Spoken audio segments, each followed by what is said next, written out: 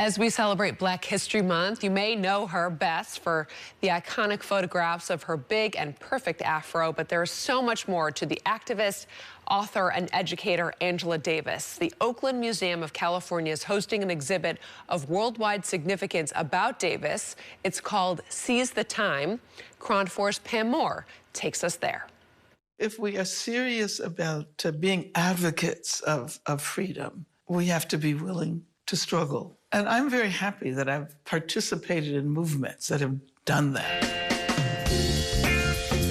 Seize the Time adds a new level of understanding to the activism of Angela Davis. Lisa Silberstein is the museum project lead. When you look at the content of this exhibition, you see that there are a lot of images of Angela, and we know her from her afro, her image as an icon, but I think we really want to peel back the layers on who she is as a person and not just as an icon. A key to doing that is this 2019 museum interview with Davis. The museum felt hearing her perspective as she is now in her 70s gives visitors a deeper view of who she is, particularly as an important figure in Oakland. Angela lives here in Oakland, has lived here for a long time. This is a reflection of Oakland and who Oakland is, and I think we really wanted in this exhibit to not only humanize Angela Davis, but have visitors understand that they could continue to connect with the social justice issues that Angela fights for. I was once on the FBI's 10 most wanted lists and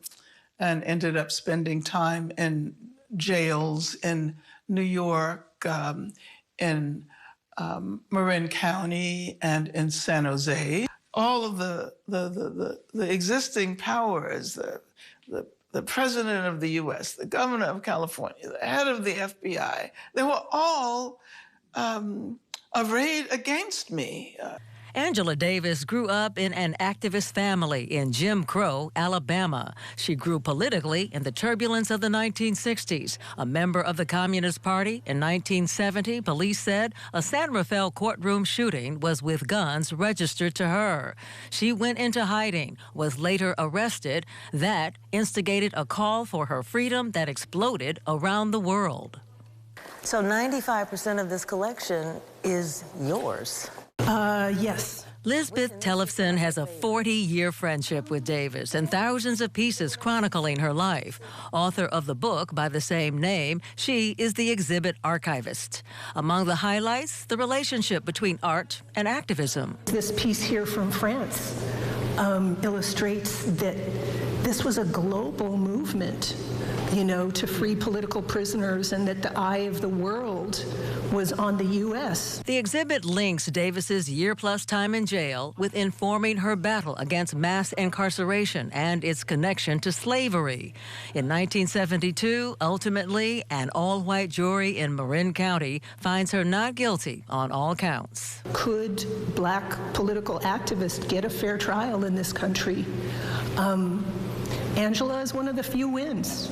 We have to celebrate our victories. This is the kind of exhibit where you will want to come and spend some quality time, not just for what's on the wall, but also for the scores of documents and articles and photographs that will make you want to linger and absorb and maybe even drum up some of your own memories. Such as videos of the era, including the court case. A surprise discovery by Bay Area TV host and comic Kamau Bell. My dad, Walter A. Bell, who's credited here to this photo of Angela Davis. And a speech reenactment by Oakland activist Kat Brooks.